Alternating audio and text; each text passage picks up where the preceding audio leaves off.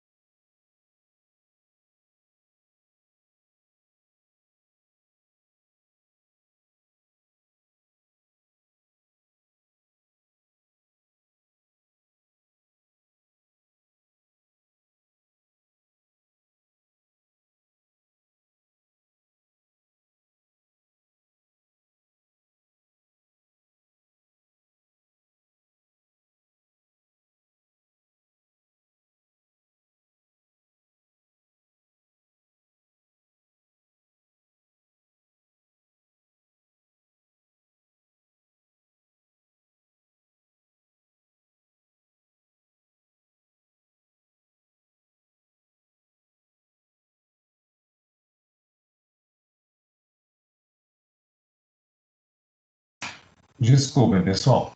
Então, a gente vai começar agora a abordar as aplicações, as implicações da resposta imune, dos mecanismos do sistema imune em doenças, em condições que são caracterizadas, que são características de processos em humanos. Então, nós vamos falar de doença de resposta imune contra tumores, os mecanismos de rejeição de transplantes, as alergias, as doenças autoimunes, as imunodeficiências, né? E quais são, e sempre correlacionando com a questão patológica, tá? A questão clínica e patológica.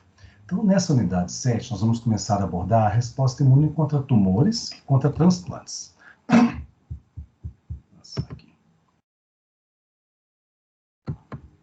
Bom, vou falar primeiro da resposta imune contra tumores, ok? Então, as respostas imunes contra tumores, elas vão atuar basicamente de duas formas. Primeiro, no mecanismo de vigilância imunológica, onde eu vou controlar e tentar eliminar células que sofreram mutações. Em seguida, né, no combate também é o tumor propriamente dito já instalado. Então, o nosso sistema imune previne a ocorrência de tumores, ok? E ajuda no combate aos tumores. Algumas evidências, né, ao longo desses anos de pesquisa, de observação clínica, chegaram a essas, permitiram que se chegasse a essas conclusões. Então, primeiro, o que eles já observaram? Que há uma existência, né, de infiltrado de linfócitos, muito linfócito, em volta de alguns tumores e um aumento da atividade nos linfonodos de drenagem em alguns tumores.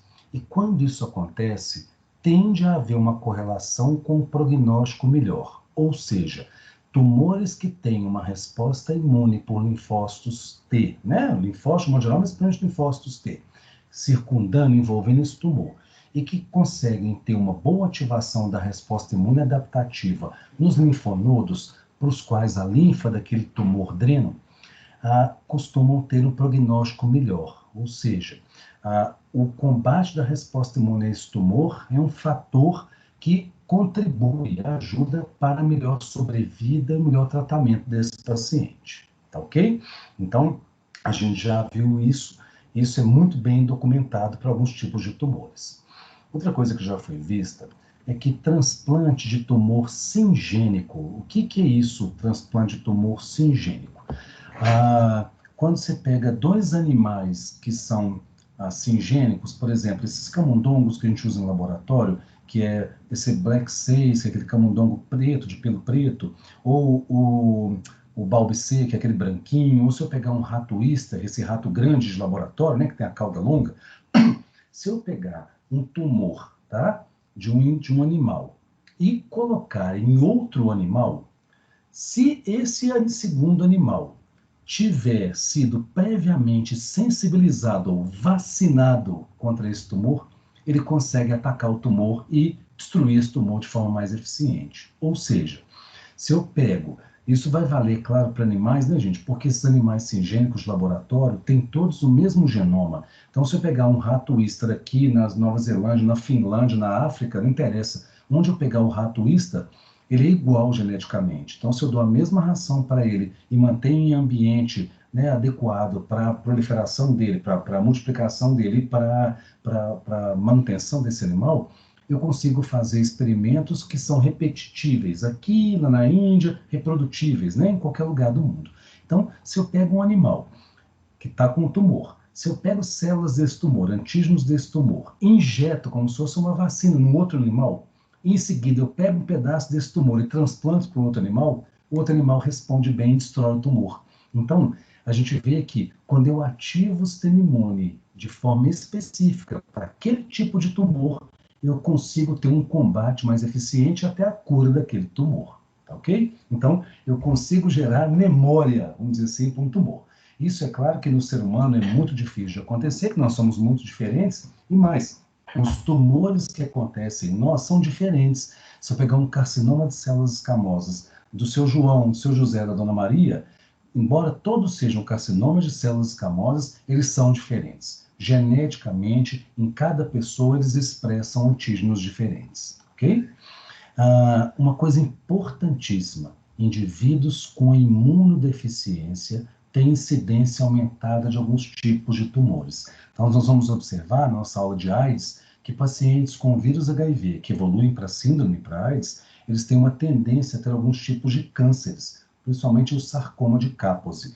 Então, alguns tipos de tumores, eles são inibidos, né, ou prevenidos, desde que eu tenha um sistema imune funcionando de forma ativa, tá? E eles já viram também que quando você faz um bloqueio terapêutico, o que é isso? Quando você injeta drogas, né, substâncias que conseguem bloquear receptores inibitórios do sistema imune, você consegue diminuir o tumor. Então, o que acontece? Nós vimos muito B7 ligando no CD28, lembram? Que era o segundo sinal? Quando o B7 liga no CD28, gera um segundo sinal, isso promove a ativação das células virgens, expansão clonal e ativação da montagem do sistema da resposta imunológica. Existem outras moléculas, como o CTLA4 e a PD-1, que elas são inibitórias. Então, essas moléculas também estão presentes nas células dos linfócitos. Se eu ativar essas moléculas, eu inibo a ativação do linfócito. Então, dá a impressão de que basta uma APC chegar, apresentar o antígeno, dar o B7, que eu vou ativar o linfócito T. Não é bem simples assim, não. Eu tenho que ter essa ativação e devo não ativar muito esses receptores de inibição. Se eu ativar muito esses receptores no linfócito, eu tenho dificuldade de ativar o linfócito. E o que acontece? Muitas vezes, os tumores ativam esses inibidores aqui, ó. Os tumores vão lá estimular essas moléculas que são inibidoras do linfócito. Então, o tumor não quer que o sistema imune se ative, concordam? Porque senão, ele vai ser debelado, vai ser destruído. Então, em muitas situações de neoplasia, de tumor, ocorre então uma estimulação desses receptores inibitórios de linfócito. Então, o linfócito chega e o tumor ativa esses receptores, aí desliga, desativa o linfócito. Se você usa drogas, né, ou substâncias que bloqueiam esses sinais, bloqueiam esses receptores, o linfócito não vai ser inibido. E aí, então você consegue montar uma resposta e combater esse tumor, tá ok? E, em linhas gerais, o que a gente sabe? Toda vez que eu tenho uma imunossupressão, eu tenho um risco aumentado de alguns tipos de tumores, ok? E quando eu ativo a minha resposta imune contra um tumor, eu tenho um melhor prognóstico, ou seja, o sistema imune combate tumores, ok? E aí, de um modo geral, uma pessoa só vai ter um câncer de verdade quando essas células que sofreram mutações conseguirem escapar da vigilância imunológica.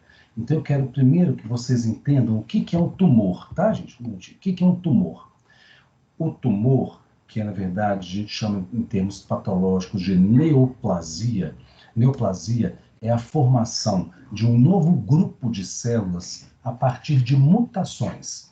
Então, quando uma célula somática minha sofre mutações em genes específicos, não é qualquer mutação, tem que ser em áreas específicas do genoma da célula, essa célula, então, começa a adquirir novas características.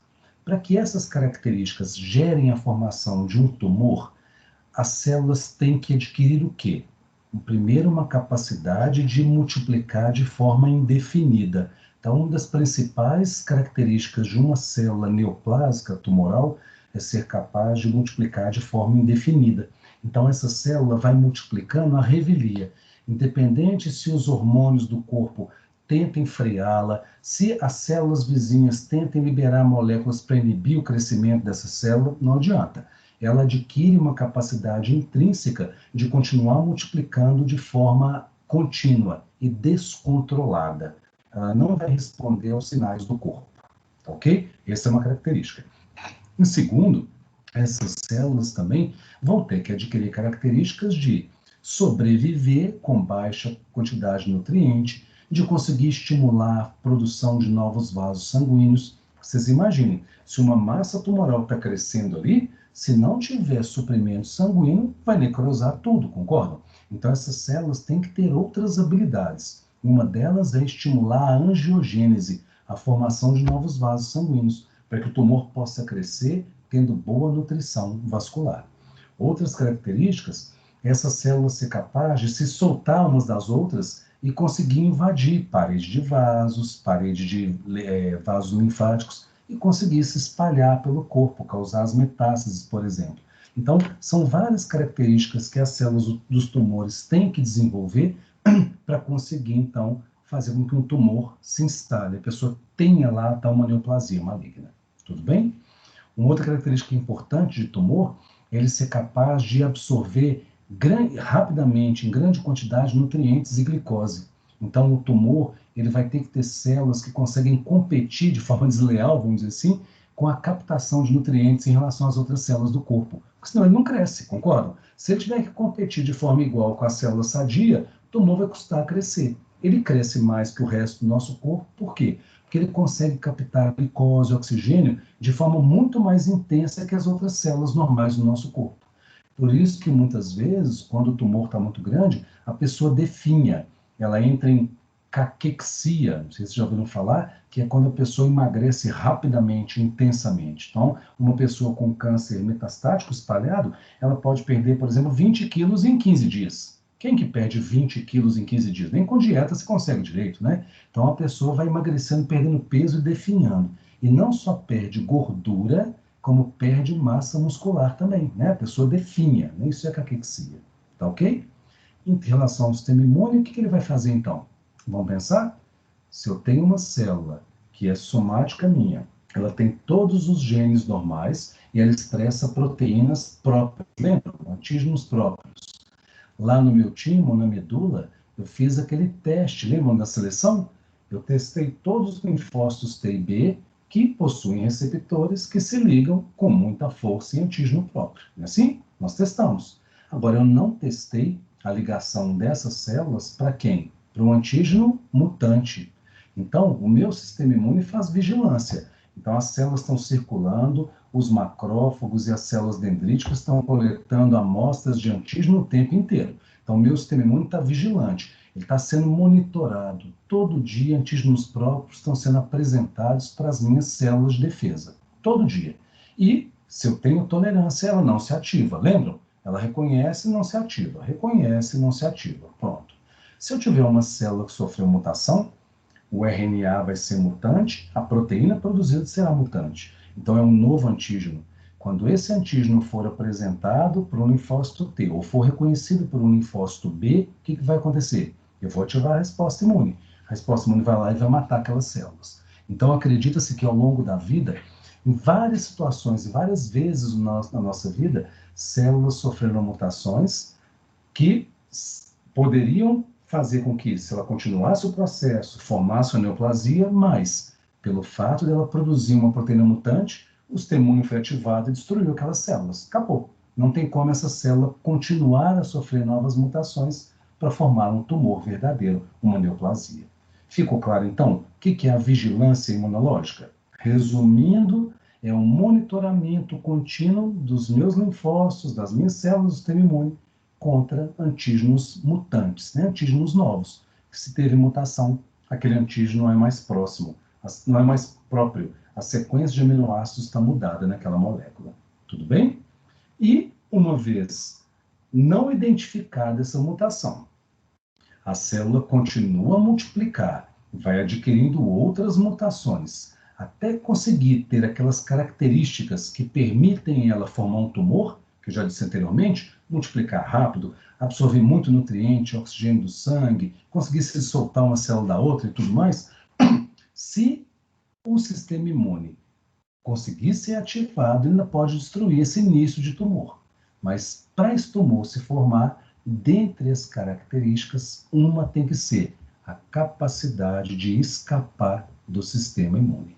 E aí, o tumor tem várias estratégias. Não apresentar antígeno, mudar o antígeno, liberar moléculas que desativam o macrófago, o linfócito T. Então, lembra, de tudo que a gente viu de imunidade adquirida até agora, o tumor ele pode atingir várias etapas e vários processos. Se ele consegue atingir bem, inibir bem um processo, o sistema imune não consegue atuar de forma eficiente e eliminar esse tumor. Ok? Paulo, Oi? quando você fala assim, tumor, pode ser benigno ou maligno, né? Não tem relação de ser câncer, né? Sim. Quando a gente fala a palavra tumor, ela tem a origem de aumento de volume. Então, tumor significa aumento de volume. Como os tumores benignos e malignos crescem e formam massas, convencionou-se chamar de tumor. O certo é neoplasia. Mas tem uma coisa, Júlia, que é importante. Tumores benignos tendem a ter menos mutações que os tumores malignos. Então, tumores benignos muitas vezes crescem sem uma ativação de uma resposta inflamatória ao redor. Agora, tumor maligno, ele descontrolou completamente a síntese de DNA. Então, ele faz tanta mutação que ele é um ninho de produção de novos antígenos. Então, contra tumor maligno, geralmente eu tenho inflamação, geralmente. Contra tumor benigno, nem sempre. Muitos tumores benignos, você não vê um processo inflamatório atacando, porque a mutação é muito discreta. Então, basicamente, você pode mutar alguns genes que não codificam proteínas de superfície, que vão ser apresentadas. Então, você consegue ter tumores benignos que crescem lentamente, geralmente eles crescem sem invadir, eles têm um crescimento expansivo e que você não tem uma resposta imune efetiva contra eles. Então, na verdade, o que é importante na vigilância, a vigilância vai tentar inibir tanto os benignos quanto os malignos, porque mutou, se expressou uma proteína estranha, o sistema imune vai reconhecer e vai ativar, pode ativar. Mas uma vez instalado o tumor, geralmente a resposta imune ela é exacerbada, ela é efetiva não, ela é intensa contra tumores malignos e não contra benignos, tá? O benigno tem pouca mutação, né? O benigno, ele tende a manter a forma da célula, a célula continua mantendo a função. Então, por exemplo, um lipoma, que é um tumor benigno de adipócito, tá? De tecido adiposo, se você fizer uma cirurgia, tá? Uma biópsia, uma remoção cirúrgica, e fizer uma lâmina histológica, se você não contar que aquilo era um tumor, você fala que era gordura abdominal, um lipoma, um adipócito normal. de tão semelhante que são as características histológicas, bioquímicas desse tumor. Tá? Então, o tumor benigno tende a ter uma característica molecular semelhante ao tecido de origem. E o maligno não. Muita mutação, chega a um ponto maligno, Júlia, que a célula fica anaplásica. Ela perde tanto a diferenciação celular que quando você olha no microscópio, você não sabe, isso aqui veio de osteoblasto, de fibroblasto, de epitélio, de célula muscular, você não sabe de onde veio, de tão diferente que a célula está, com tanta mutação que ela sofreu. Tá ok? Ótimo, Paulo. Muito obrigada. Beleza. Então, Paulo. Oi, pode perguntar. Pode falar. perguntar. Pode falar, depois eu falo. Tá bom, então. Obrigado. Professor, você conhece aquela célula imortal? Que é eu não lembro o nome, que é um tumor de uma mulher antigamente que foi retirado. Sim, é a célula HeLa. Isso, acho que é isso mesmo. Eu já trabalhei com ela no laboratório. Então, é tão bom que você vai poder tirar essa dúvida.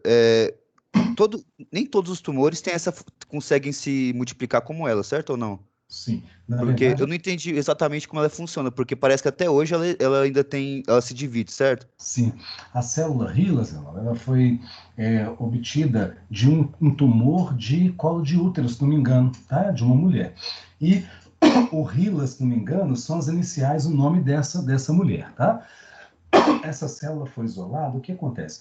O tumor é heterogêneo. Se eu remover o tumor de uma pessoa, levar para um laboratório, descolar células e avaliar célula por célula, nós vamos ver várias famílias de células, vários grupos populacionais de células. Então, a cada geração, uma célula multiplicou, virou duas. Cada uma virou mais duas, não é assim? E você vai descer na árvore genealógica, vamos dizer assim, da célula.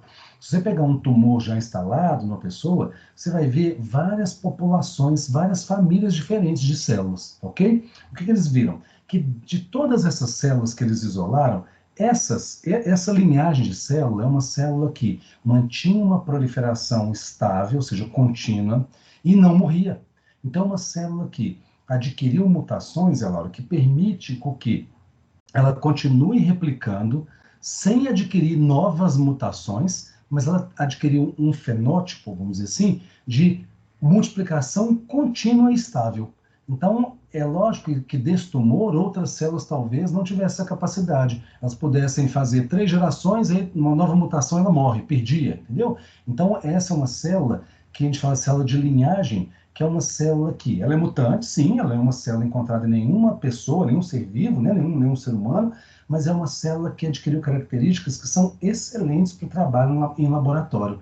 Elas são imortais, elas multiplicam com muita rapidez, facilidade, e elas mantêm o mesmo fenótipo. Então, todas as células da cultura têm o mesmo fenótipo, elas são estáveis. Tá ok?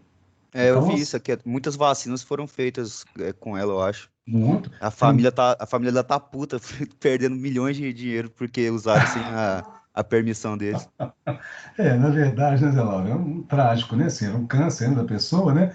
E, na verdade, assim, se você pensar, é para um bem da ciência, né? Que não serve só para fazer remédio, né? E vacina. É uma base para muita coisa.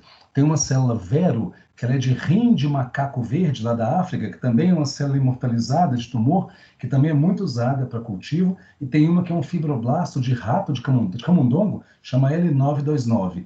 Essas 3 células são facilmente cultiváveis. Qualquer universidade tem. Você vai aqui na PUC, na FMG, todo mundo tem ela congelada. São células que multiplicam muito fáceis, no meio não muito exigente. No meio de cultura padrão, elas multiplicam. Elas são células muito boas de trabalhar. Então, você pode usar, por exemplo, para infectá-las com leishmania, com Trypanosoma cruzi, você faz cultura, né? Você cultiva essas células, coloca leishmania ou T. cruzi lá dentro, ele infecta essas células, replica, sai. Então, elas são usadas para muita coisa, né? Muita aplicação laboratorial, muita mesmo, né? É a célula HeLa, H-E-L-A. Tudo bem, obrigado, professor. Beleza. Quem mais ia perguntar, gente? Professor, essa capacidade que você falou, uma maior capacidade de absorver nutriente, vem de algum mecanismo específico ou é mais alguma mutação genética aleatória, assim? Mutação. Ela, na verdade, quando ela sofre mutações, ela começa a ativar. Então, 2 coisas importantes. Mutação é trocar bases, né? TATCG, você trocar, deletar um pedaço, mudar um T com A e assim por diante. Então, quando você faz a mutação num gene, aquele RNA e a proteína codificada são diferentes, ok? Então, esse é um ponto. Mas a célula tumoral, ela não só faz mutação em alguns genes, como ela desregula a síntese e a transcrição de outros. Então, ela pode ter, por exemplo, uma mutação no fator de transcrição, e aí esse fator de transcrição está mutado, ele fica ligando sem parar e a célula não para de transcrever um gene normal. Então, a célula, ela pode ter mutações em alguns genes, essas mutações vão codificar proteínas estranhas, que é alvo do sistema imune.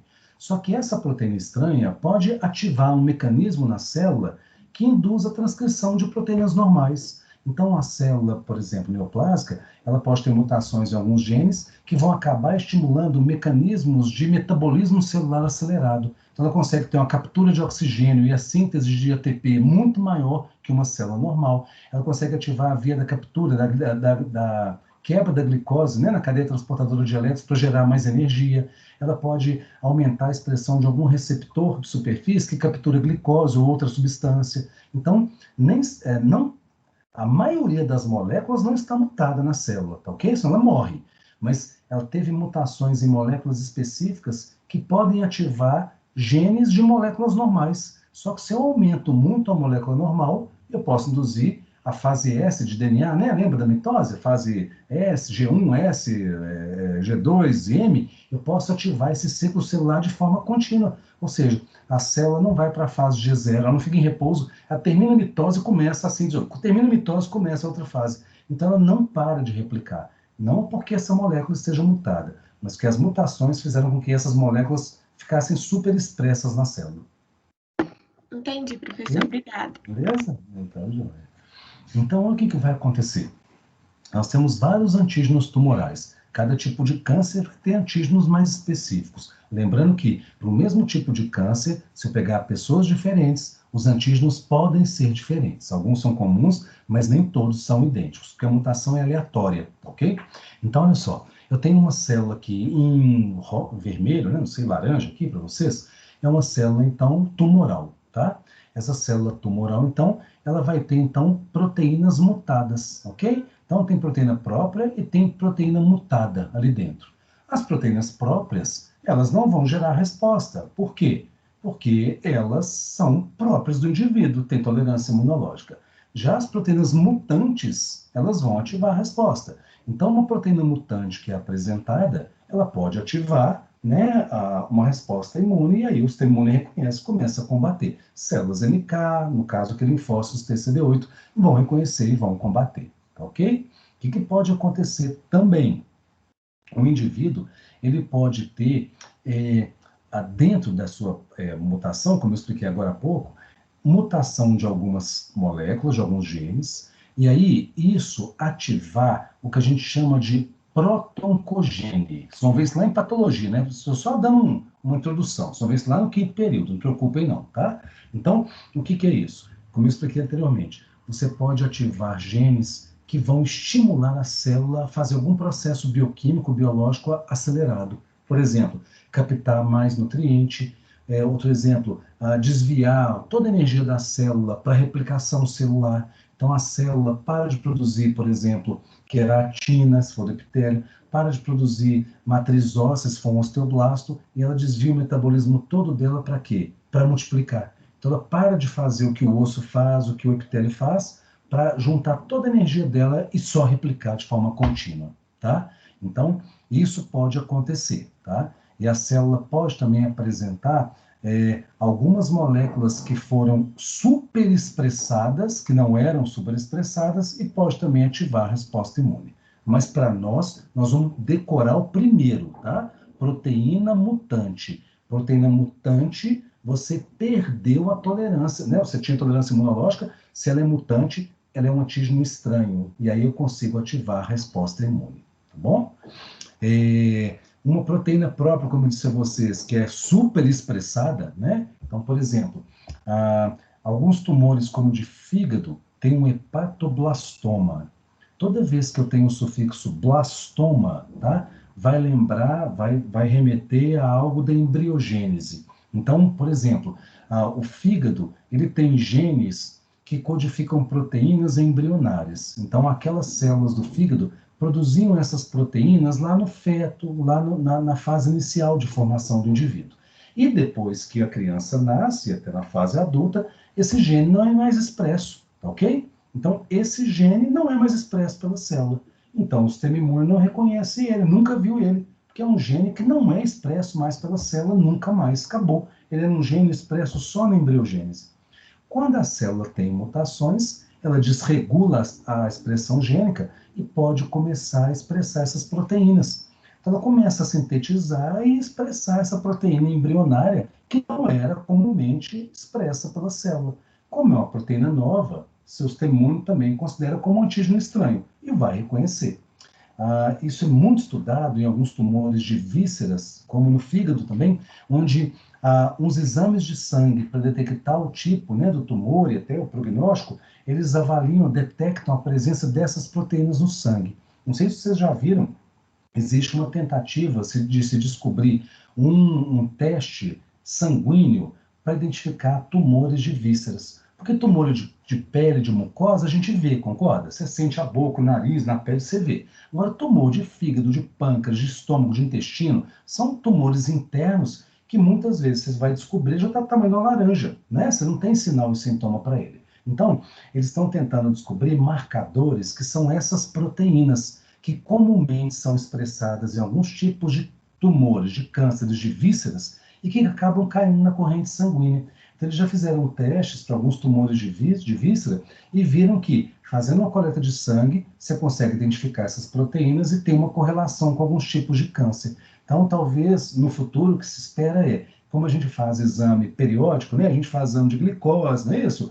Colesterol, triglicérides, a gente também vai fazer um exame, que talvez façam com a periodicidade menor, de 6 meses ou menos, identificou essa molécula, opa, pode fazer um exame de imagem, deve ter algum tumor em alguma víscera no corpo do indivíduo, tá? É uma forma também de a gente tentar identificar esses tumores, tá bom? E outra coisa muito importante, que é muito comum, gente, é a presença de vírus oncogênico. O que é um vírus oncogênico? É um vírus que invade a célula e aumenta o risco de mutações, tá ok? Então, são vírus que infectam a célula e aumentam o risco de mutações. Então, vou dar um exemplo para a gente aqui. O vírus HPV, lembram? O HPV, que é o vírus do papiloma humano, os subtipos 16 e 18 são vírus oncogênicos. Por quê? São vírus que infectam a célula epitelial de revestimento, de mucosa principalmente, pode ser de pele também, mas de mucosa. Então, pode ser da orofaringe, da garganta, da região posterior das amígdalas, lá na base de língua, ou do colo do útero, por exemplo, e até na glande do pênis também. E esses vírus, quando entram nas células, eles causam um desequilíbrio genético. Então, a célula começa a multiplicar de maneira acentuada e começa a causar uma instabilidade genômica. Então, começam a ocorrer mutações que não são reparadas. A cada multiplicação celular, a célula vai sofrendo quebras, mutações no DNA, e ela não consegue reparar essa quebra, não consegue reparar essa alteração. Então, vão se acumulando novas mutações. O câncer vai se formar com risco. Então, quanto mais mitoses eu tiver sem reparar os erros no DNA, maiores as chances de eu acertar os genes do câncer, concordam? Quanto mais eu jogar na loteria, mais chance de ganhar. Não quer dizer que eu vou ganhar, não, mas eu tenho mais chance de ganhar. Quanto mais eu fumar, mais chance de ter câncer. Não quer dizer que eu vou fumar e vai ter câncer, mas a chance aumenta. Daqui é a mesma forma. Esse vírus causa uma instabilidade genômica e essa célula vai replicando, replicando, replicando e vai acumulando cada vez mais mutações. Quando essa célula atinge X mutações que são necessárias para formar o carcinoma, que é o câncer de garganta, de boca, o câncer de colo de útero, aí então se estabeleceu um tumor, ok? A neoplasia, o câncer foi estabelecido. Esse vírus, ele é estranho. Quando ele entra numa célula, a célula vai começar a apresentar os antígenos dele. Então, um linfócito TCD8 pode reconhecer o antígeno do vírus, que está naquela célula, e matar essa célula. Então, o sistema imune tem um papel importante também, matando as células infectadas pelos vírus. E aí, pessoal, ficou claro para você, se a pessoa tem AIDS ou está imunodeficiente, o que vai acontecer? Eu vou ter menos ação de linfócitos TCD8, e aí eu vou ter mais células infectadas com vírus oncogênicos, concordam? O risco aumenta. Então, aumenta o risco de ter um câncer. É o que acontece na AIDS, mas é com outro vírus. É o vírus Epstein-Barr. Lembram daquela doença mononucleose infecciosa que dá umas placas brancas na garganta? Pois então, muitas pessoas têm esse vírus. É um vírus que circula na população. Então, um indivíduo HIV positivo que evolui para AIDS, quando ele fica imunossuprimido, esse vírus Epstein-Barr perde o controle de combate da resposta imune, se espalha, multiplica, e aí o indivíduo começa a ter sarcoma de Kaposi, que é um tumor de parede de vaso sanguíneo causado por esse vírus oncogênico, que é o Epstein-Barr, ok? O EBV aqui, ó, ok? EBV. O EBV pode causar também linfomas, né, e outros tipos de tumores. Tudo bem? Professor, Oi. quando a gente tem algum tumor que acontece, tipo assim, de crescer cabelo ou dente, essas questões, o que acontece? Como que acontece isso? Boa pergunta. Esses são chamados, Ana, de teratomas. O teratoma é um prefixo que designa um tumor que ele tem na sua composição tecidos de diferentes folhetos embrionários. Então, ele acontece nas gônadas, tá? Nos testículos, no ovário. Então, se eu tenho uma célula das gônadas, vocês concordam que essas células vão fazer a meiose para formar os gametas? Essas células, elas têm, então, facilidade de ativar os genes de embriogênese, concordam? Então, o gameta está preparado para fundir, formar um embrião e começar a expressar diferentes genes para formar os diferentes folhetos, né? O ectoderma, né? Assim, gente. Então, tem pele, anexos cutâneos, tem o mesoderma, você vai ter vísceras, musculatura, né? Ossos, cartilagem, e vai ter o seu endoderma com o tubo digestivo. Então, nesses tumores, quando eles são originados nas gônadas, testículos, ovário, as células mutantes, elas têm a capacidade de expressar genes de diferentes tipos de tecidos. Muito bom. De vários tipos de tecidos. Então, o que vai acontecer? Se for um teratoma benigno, lembra? Quando é benigno, a célula sofre menos mutações e elas conseguem ainda manter características do tecido original.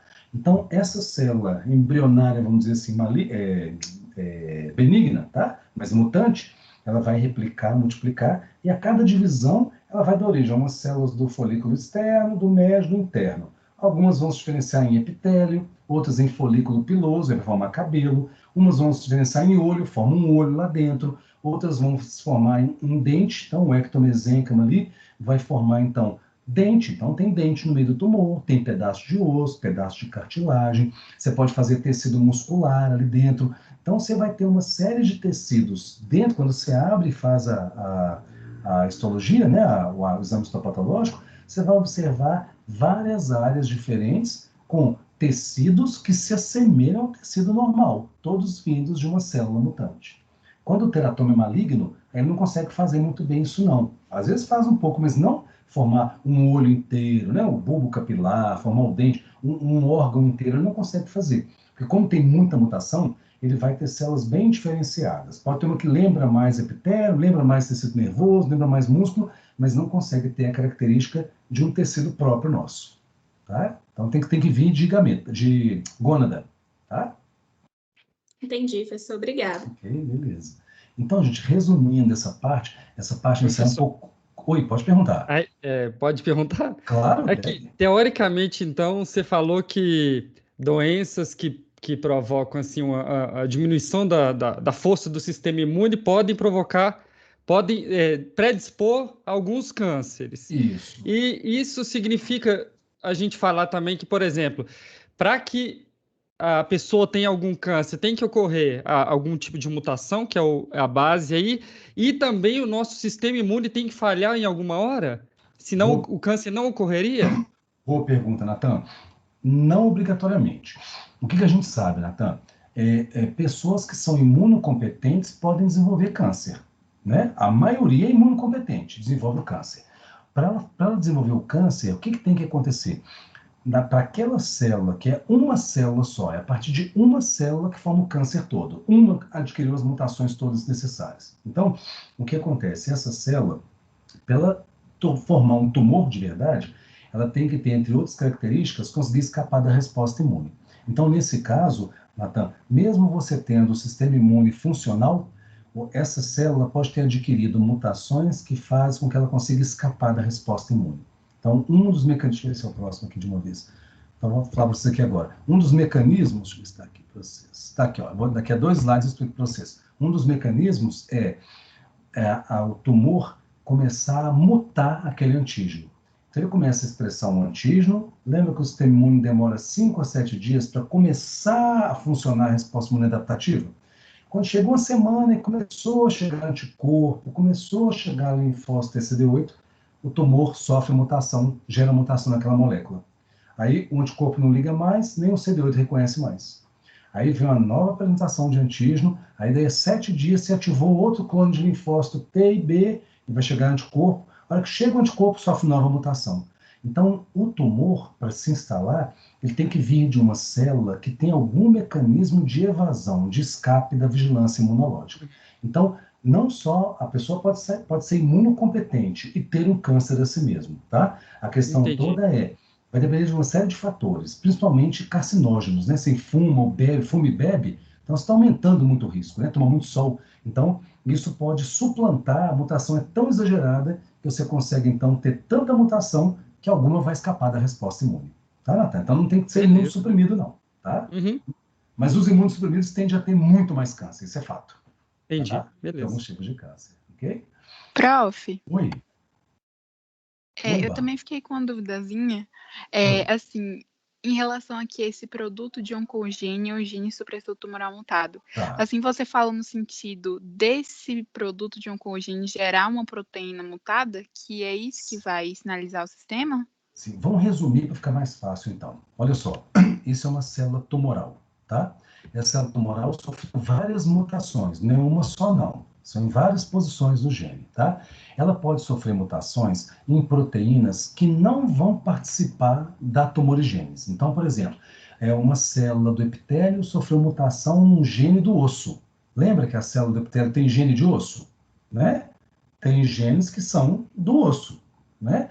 Então, mas essa célula não expressa. Então, sofreu mutação nessa molécula, mas essa molécula não contribui em nada para o câncer, tá? Mas mutou.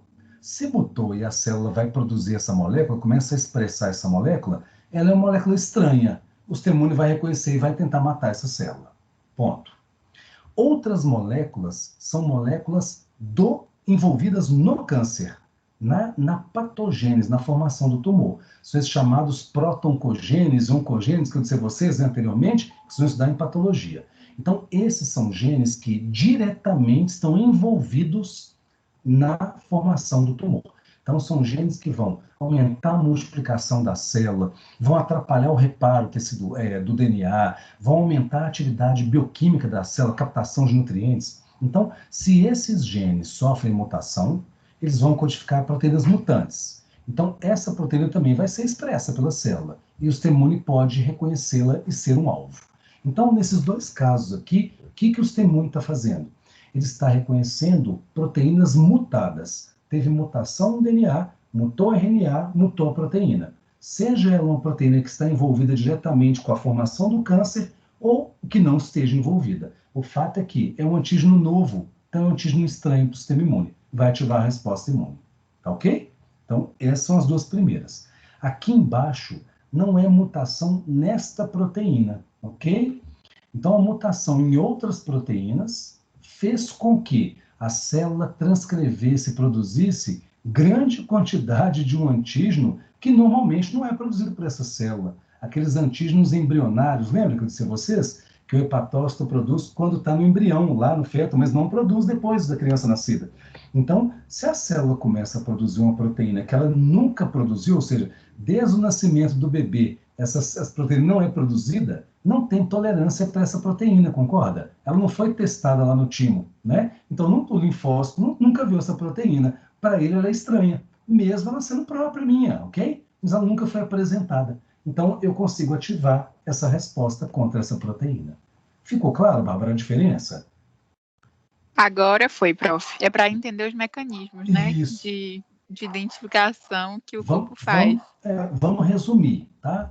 1 e 2 aqui é a mesma coisa.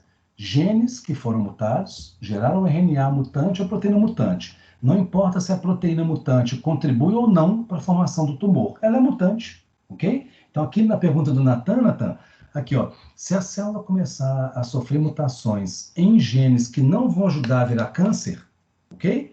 Essa célula está longe de um risco de virar câncer ainda. Mas como ele começa a expressar proteínas mutantes, o sistema imune já vai lá e mata essa célula. Então, nem dá tempo dela continuar adquirindo novas mutações para chegar nesse ponto aqui, ó, que é o ponto de virar câncer. Então, já vou combatendo.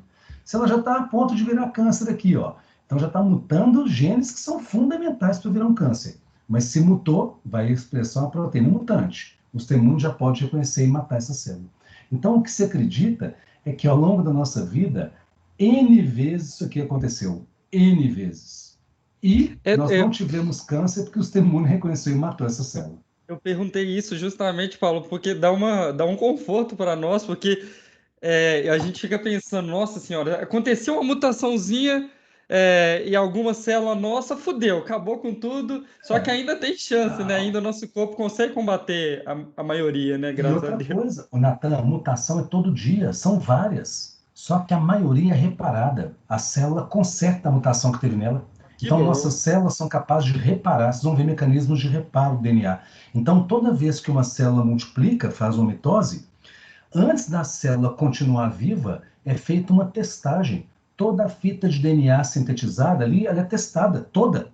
E aí, se detectar uma mutação, a célula para ali, corrige essa mutação e ela continua viva. Se não for possível corrigir, a célula suicida, ela morre por apoptose, para essa mutação não continuar para as células filhas. Isso é um mecanismo fisiológico que faz com que a gente consiga viver muito tempo sem câncer. O que está aumentando o câncer? O hábito de vida, né? Você vai ficar tomando muito sol, comendo alimento industrializado, comendo produto químico, fumando e bebendo. Então, tudo isso, estresse, né, gera radicais livres, tudo isso aumenta, então, a pressão para a mutação. Aí, mesmo tendo mecanismo, uma hora escapa, uma hora falha, né? A gente acaba falhando. Tá ok? E aí eu posso ter proteínas... Ui, pode falar, João. Eu só fiquei curiosa com uma coisa, que antes você já falou isso em relação a doenças autoimunes. Quando você fala desses vírus oncogênicos, que eles vão causar essa instabilidade genômica e, consequentemente, acumular mutações, isso também pode estar ligado ao aparecimento dessas doenças autoimunes? Por estar mexendo na estrutura da célula e... Não.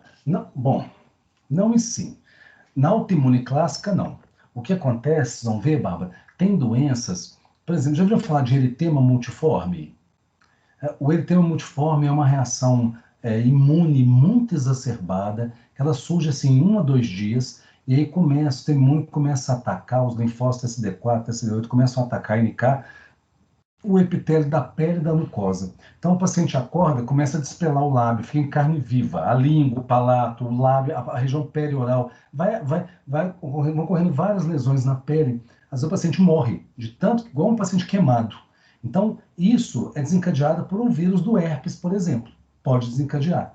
Então, quando eu tenho infecções virais, as infecções virais, elas podem liberar antígenos que conseguem ativar uma resposta imune, fazer uma reação cruzada e acabar gerando uma doença autoimune. Então, micro-organismos podem liberar antígenos que são parecidos com antígenos próprios nossos e gerar uma resposta cruzada, uma reação cruzada, onde o sistema imune começa a atacar as nossas células. Isso pode acontecer, tá? Mas não aqui com o oncogênio. Com o oncogênio que é para mutação, para câncer, tá? Outros vírus podem fazer isso.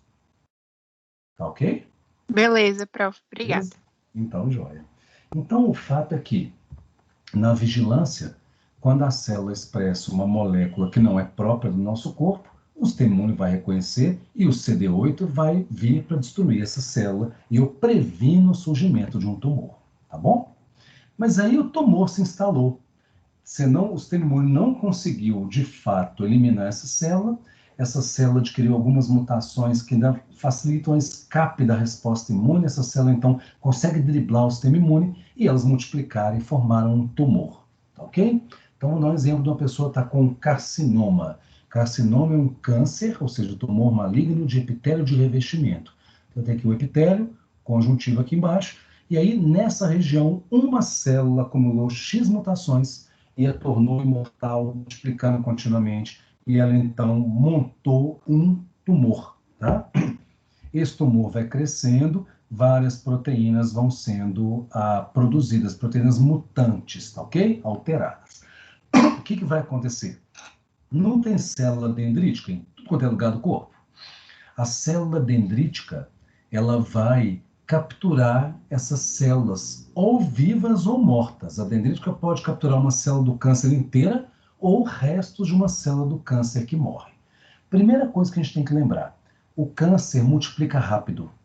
Como ele multiplica muito rápido, as células do centro sofrem com a falta de nutriente, porque tem vaso sanguíneo aqui em volta, concordam? Essas do miolinho aqui, ó, vão ter pouca difusão de oxigênio e nutriente. Como elas multiplicam sem parar, consomem muita energia, falta energia para elas, elas morrem, ok? Então, sempre no tumor maligno, tem célula morta. Tumor maligno é caracterizado por necrose, hemorragia, lembra? Fala, o aspecto feio do tumor é porque a úlcera que está ali, a necrose, é decorrente desse processo. Lembram que se tem necrose, tem DAMP, lembram? São padrões moleculares associados ao dano celular, lembram disso? Então, quando tem muita célula morta, tem muito DAMP, tá ok? Lembra que o DAMP e o PAMP estimulam as células apresentadoras de antígeno? Então, as células do tumor que morreram aqui vão liberar DAMPs, e esse DAMP, então, parece ser um estímulo para a expressão do B7. Porque lembra que tinha que ter um PAMP para ter o B7. Sem um segundo sinal não ativa ninguém. Mas se eu tiver DAMP, o DAMP nos tumores pode estimular a expressão do B7. Então, o que vai acontecer? A célula dendrítica vai fagocitar uma célula tumoral ou um resto de célula tumoral que morreu ali da célula morta. Como ela vai ter contato com os DAMPs, ela vai então expressar o B7, tá ok? Ela então captura, sai do epitélio, vai maturando no vaso linfático, lembra? Em direção ao linfonodo mais próximo. Quando ela chega no linfonodo mais próximo, vocês lembram da apresentação cruzada? A célula dendrítica captura um antígeno e vai conseguir apresentá-lo tanto por MHC de classe 2 quanto por MHC de classe 1. Então ela vai conseguir ativar tanto o TCD4 quanto o TCD8. Tudo bem até aqui? A célula dendrítica apresentando o antígeno do câncer mutante para o linfócito TCD8 e fornecendo o segundo sinal, que é o B7, consegue então a ativação de clones de linfócitos T. Tanto o TCD4 quanto o TCD8 vão multiplicar lá no linfonodo, ok? Daí aquela questão, aumento do volume do linfonodo. Por quê? Eu também estou tendo ativação da resposta imune contra o tumor. Os linfócitos TCD8, 90% deles vão se tornar efetores, lembram? 10% de memória. Esses efetores vão fazer o quê? Eles vão sair do linfonodo, entrar na corrente sanguínea, ok? E vão circular no corpo inteiro. Quando eles passarem pela área do tumor, não tem inflamação aqui? Tem célula morrendo aqui, ó, tem inflamação. Esse linfócito TCD8 vai fazer diapedese, vai fazer o extravasamento leucocitário, ele sai do vaso e chega no tumor. Esse linfócito não está ativado já no efetor? Assim que ele encostar nas células do tumor que expressam, que apresentam por MHC de classe 1 esse antígeno, ele vai dar o golpe letal. O CD8, então, vai encostando em várias células do tumor, reconheceu o antígeno, ele libera perforina e granzima e emite o golpe letal, mata a célula. Encosta em outra, reconhece, emite o golpe letal. Então, ele vai combatendo, vai matando células tumorais. E aqui nós temos que ver o balanço. Se o tumor conseguir sofrer muitas mutações, ele vai escapar. Se o tumor conseguir produzir moléculas que desativam o TCD8, o TCD4, ele também vai escapar. Então, é um combate onde eu não sei, não consigo predizer se a resposta imune vai ser capaz de eliminar aquele tumor. O que a gente observa é que, clinicamente, há um tumor estabelecido, em quase todos os casos, o sistema imune não consegue curar. Agora, tem casos já documentados no Hospital das Clínicas do FMG, de pacientes que tinham tumores malignos, biopsiados, identificados e caracterizados por imagem, por ressonância, tomografia, que aí não quiseram fazer o tratamento convencional, foram fazer tratamento espiritual ou tratamento alternativo, o que for, e voltar depois de um tempo sem ter sido operado, sem tomar nada, e o tumor desapareceu. Então, por mais que a gente tente se prender ao que é científico, aquilo que é controlado, né? Porque a nossa mente funciona sob controle, a gente fica mais tranquilo, dá mais paz para a gente. Tem coisas que a gente não sabe explicar. Então, nós não sabemos se algum outro estímulo não farmacológico, quimioterápico, radioterápico, cirúrgico, tem estimulado uma resposta imune que conseguiu debelar aquele tumor. Nós não sabemos. O fato é que a gente não pode negar que existem casos de tumores malignos que não foram operados, nem tratados com quimio-radioterapia e regrediram. Por quê? Ninguém entendeu ainda. Mas existe, ok? Mas a maioria não regride. A maioria tem que ser tratada para conseguir a cura. Tudo bem? O TCD8 é muito estudado, ele é muito importante, tá? Muito importante mesmo. Então, vocês vão ver que muitas respostas de imunoterapia do câncer focam na ativação do TCD8. Mas sabe que tem TCD4, tem NK, produz anticorpo. Então, o indivíduo com câncer vai produzir alguns clones de anticorpos contra antígenos tumorais. Mas não se sabe ainda ao certo o papel claro dessas células, desses mecanismos no combate ao tumor, tá ok? Do CD8 é claro, ele é muito importante, tá ok? Ficou claro então, gente? Esse sistema aqui, nós estamos trocando uma infecção microbiana por um tumor, concordam? Estamos trocando um antígeno de bactéria por um antígeno mutante das células minhas. Estamos trocando um PAMP por DAMP. DAMP e PAMP estimulam célula dendrítica também. Então vai ter B7. E aí o processo continua como se fosse uma infecção por um vírus, ok? Tentando combater essas células. A diferença é que as células do tumor sofrem muitas mutações. O tumor é muito heterogêneo. Então o combate não é linear quanto se eu comparasse com a hepatite, ou um vírus do herpes zoster, ou um vírus do herpes simples e assim por diante. Tudo bem, pessoal? Tudo bem. Beleza. Tranquilo, prof. Então, estamos acabando, tá, gente? 5 minutinhos a gente acaba a aula aqui. Agora, qual que é o problema?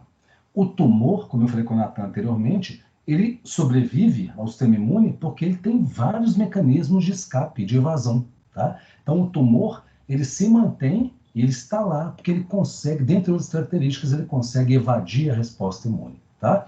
Então, nós vimos que a resposta antitumoral, né, do nosso sistema imune, ela funciona como? Quando a célula do tumor apresenta um antígeno estranho, mutante, por MHC de classe 1, o TCD8 efetor chegou lá no tecido, reconhece, se ativa, emite o golpe letal e mata essa célula. Então, se todas as células fizessem isso aqui, não existiria câncer, concorda? Nosso sistema imune ia matar todas as células e ninguém ia morrer de tumor, tá? Mas olha como é que ele pode evadir, tá? Então, o que pode acontecer? Eu posso ter uma falha na produção do antígeno tumoral, ok? Então, o que acontece?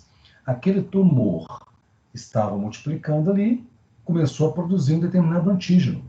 Esse antígeno foi capturado pela dendrítica, levado ao linfonodo, escolheu um clone no meio dos 1 trilhão lá, qual que é o CD8 específico para ele, reconheceu, ativou, fez expansão clonal, depois de 5 a 7 dias começa a sair do linfonodo e chegar para reconhecer e combater, ok? Só que quando ele chega, a célula para de expressar aquele antígeno. Como é uma célula mutante, ela desregula e para de produzir, de transcrever aquele gene. Então, esse linfócito, que é específico para essa proteína aqui, ó, azul, quando ele chega lá no 7º dia, não tem mais proteína azul, ou nem todas as células do tumor têm a proteína azul. Então, ele só vai matar aquelas que têm a azul. As que não têm, ele não consegue matar. Acabou. Então, a célula continua viva, multiplicando, e o tumor continua crescendo na pessoa. Ok? Outra coisa que pode acontecer. Um indivíduo, aqui também pode ter outra coisa, gente. A célula, ela pode mudar o antígeno. Então, ela estava produzindo o antígeno azul claro aqui, tá? Aí, 7 dias depois, o linfócito T chegou lá. Quando ele vai tentar combater essa célula, ela sofreu uma nova mutação no gene dessa proteína, desse antígeno. Agora ele é antígeno azul escuro, ou ele é verde, mudou, né? Mudou o antígeno, a molécula.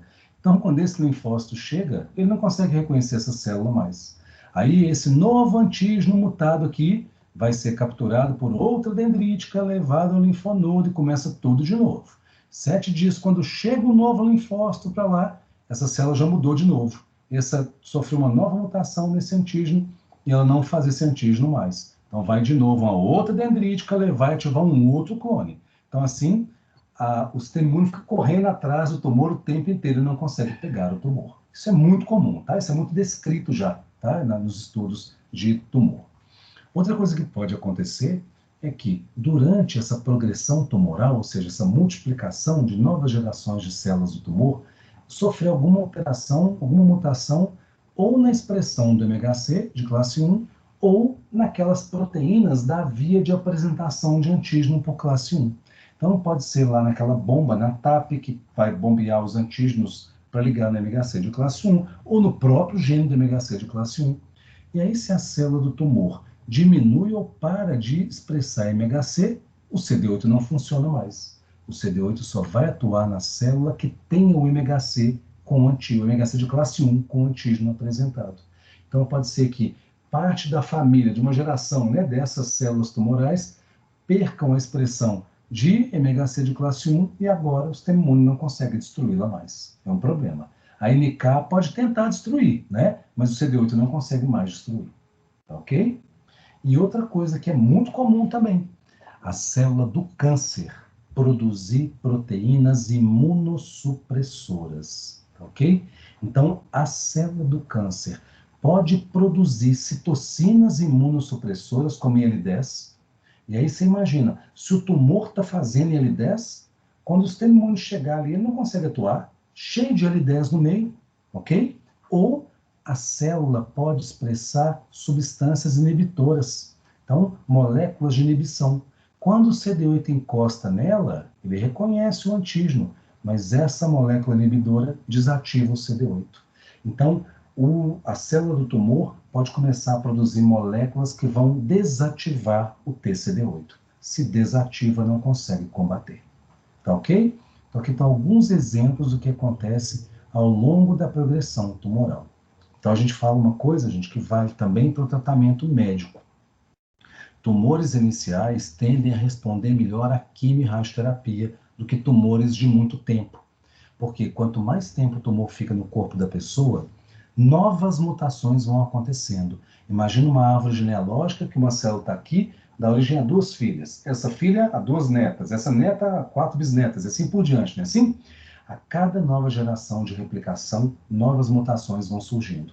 Então, um tumor inicial que responderia bem à cisplatina, uma droga, né, um quimioterápico, se eu deixar muito tempo, vai gerando novas mutações e aí pode gerar uma população que não responde mais à cisplatina.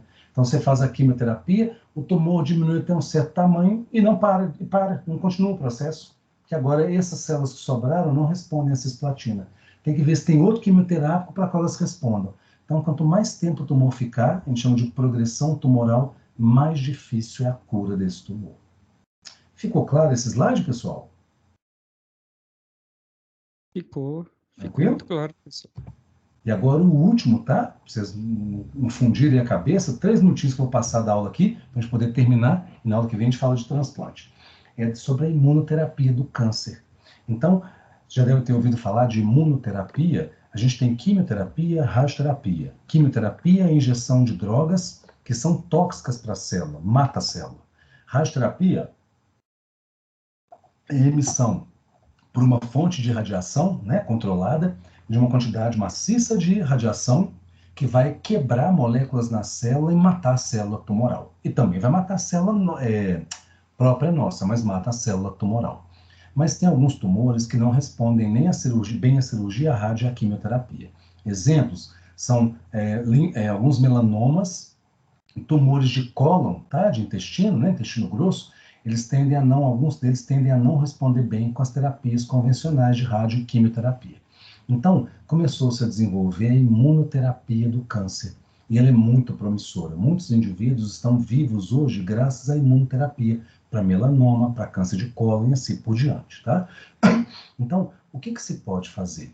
A gente pode fazer uma imunidade passiva, ok? Lembra que imunidade passiva é quando eu injeto no indivíduo as células ou moléculas prontas, ok? Prontas do sistema imune contra um micro-organismo, aqui no caso, contra um tumor, tá ok?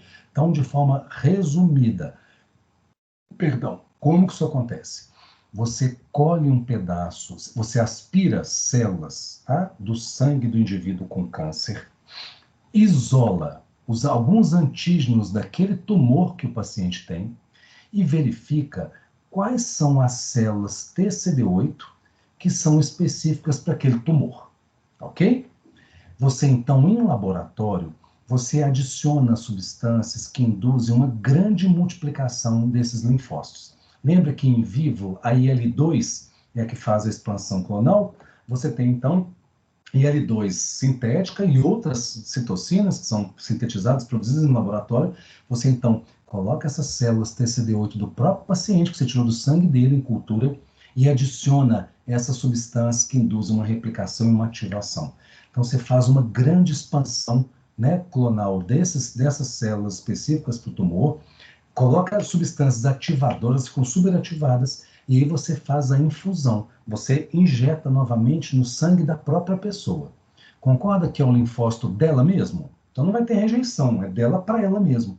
Então, quando você injeta, você está injetando um exército imenso de células específicas para aquele tumor. O que vai acontecer? Essa quantidade imensa vai chegar lá no tecido e vai fazer o quê? Vai reconhecer as células do câncer e vai emitir o golpe letal, eliminando as células do câncer, ok? Você pode fazer também com anticorpos monoclonais. Então, você faz uma biópsia desse tumor, seleciona antígenos, né, desse tumor, e aí você induz a produção em laboratório de anticorpos monoclonais específicos contra esse tumor. Então, você pode pegar clones de linfócitos B da própria pessoa, ou pode ser de um camundongo, de outro animal, porque o importante é ter um anticorpo, ok? E você induz a produção de anticorpos contra as células tumorais. Quando você injeta esse anticorpo, o anticorpo vai fazer o quê? Vai neutralizar as células tumorais, vai opsonizar, vai ativar complemento, uma série de respostas que vão contribuir para a morte dessa célula neoplásica. Tudo bem, pessoal? Então, isso é importante. E você pode também usar anticorpos não contra o tumor. Você pode usar anticorpos contra moléculas normais do nosso corpo, mas que são fundamentais para o câncer crescer. Olha um exemplo aqui, ó.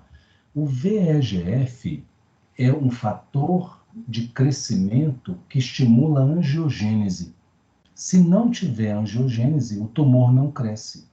Então, se você injeta no indivíduo anticorpos contra o VEGF, que é normal meu, da Bárbara, do Natan, todo mundo tem. Você injeta na pessoa, a pessoa vai ter dificuldade no corpo todo de fazer novos vasos sanguíneos. Mas onde que ela precisa de mais vasos? No tumor, concordam? Porque senão o tumor não cresce. Se você bloqueia o VEGF, então o tumor não consegue crescer. Ele vai multiplicando sem fazer novos vasos e vai necrosando. Não tem suprimento sanguíneo. Então, você vai observando a evolução do tumor, ele vai necrosando, porque não consegue fazer novos vasos sanguíneos. Ok? Então, são várias estratégias que a gente tem para isso. E uma outra forma que a gente tem é usando, né, substâncias que vão bloquear aquelas moléculas inibitórias. Vocês lembram? Nós não vimos aqui anteriormente, ó, que o câncer expressa moléculas que vão inibir os linfócitos T. Então, se eu injetar no indivíduo uma molécula que bloqueia esse ligante aqui, ó, olha lá, injetei anticorpos que bloqueiam esse ligante. O que vai acontecer?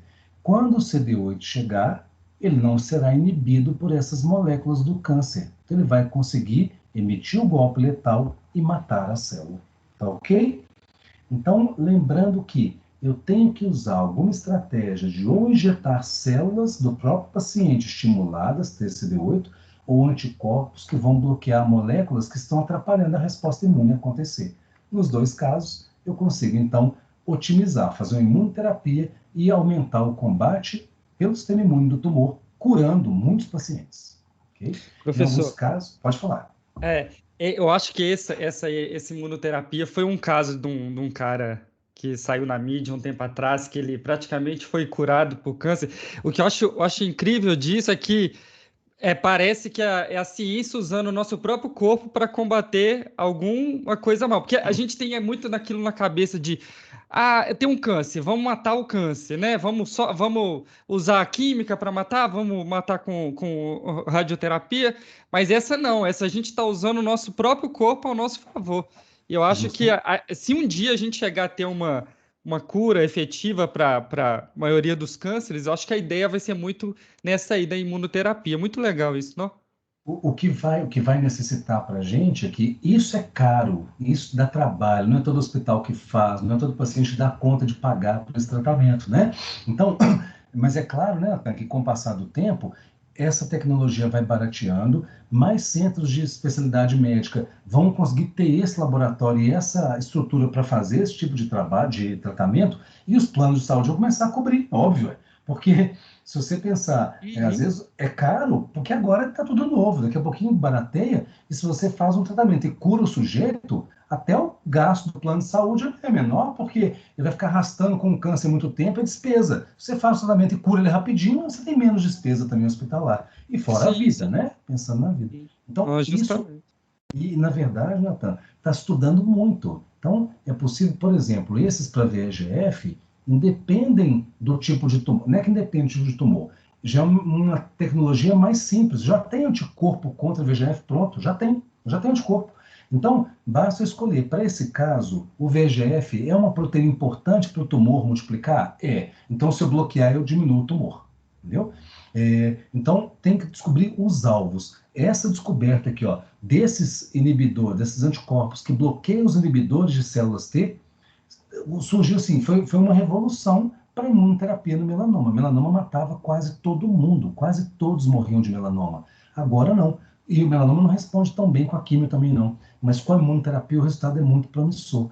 Então, descobrindo, nós temos que primeiro entender, ó, como que a célula escapa. É assim que ela escapa, concorda? Se ela escapa dessa forma, como é que eu vou intervir então? Então, ou eu vou aumentar a atividade dessa célula, para que ela consiga matar mais célula, eu aumento a quantidade, ou eu vou jogar um anticorpo que vai conseguir neutralizar algum antígeno que é menos mutante, que é mais expresso na maioria das células do tumor, ou eu vou tentar bloquear as moléculas que o câncer está usando para atrapalhar a minha resposta imune. É lógico que essa molécula, as minhas células também têm as normais, não importa. Naquele momento da imunoterapia, por mais que eu prejudique, né, alguma outra resposta, né, do meu corpo e ative alguma resposta exagerada, o importante é eu concentrar ali para eliminar o tumor. Acabou o tumor, acabou a imunoterapia. Para com isso, né? Então, é bem promissor, né? É uma área muito promissor, né, que a gente vai ter. E para a gente fechar a aula, passei 10 minutos, desculpa aí. Para a gente fechar a aula, a gente tem possibilidades de vacinas com as próprias células do tumor ou antígenos, ou seja, o tumor está atrapalhando a apresentação de antígeno e ativação. Se eu pego um pedaço do tumor, preparo uma vacina e injeto com adjuvante, né, com substâncias tipo PAMP, que vão ativar demais a resposta imune, eu consigo ampliar muito mais a replicação, né, dos clones de linfócitos do linfonodo e ter uma resposta vigorosa contra o tumor. E, por fim, o que está sendo muito usado é vacina contra vírus oncogênico, né? Então, o principal do HPV, a vacina do HPV vai revolucionar, quem viver verá, né? As pessoas, os adolescentes estão sendo imunizados agora, então espera-se que no futuro, né, daqui a 20, 30 anos, tenha uma queda expressiva na quantidade de câncer de colo de útero, que é um dos 7 cânceres mais comuns na mulher.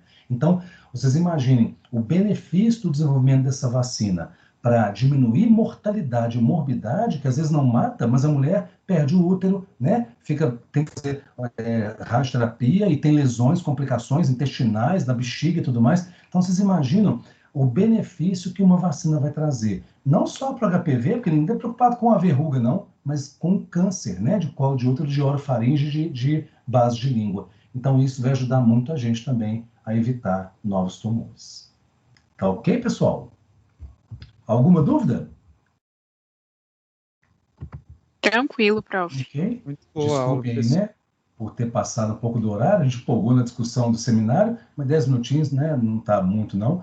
E a gente, então, para a aula por aqui. Na semana que vem, os grupos 5 e 6 vão apresentar, tá? Grupos 5 e 6 na semana que vem. E a gente continua, então, para terminar a imunologia dos transplantes com vocês. Tá ok? Beleza, muito bom. Obrigada, Pessoal, Paulo. obrigado pela Obrigado, atenção de professor. vocês. Uma ótima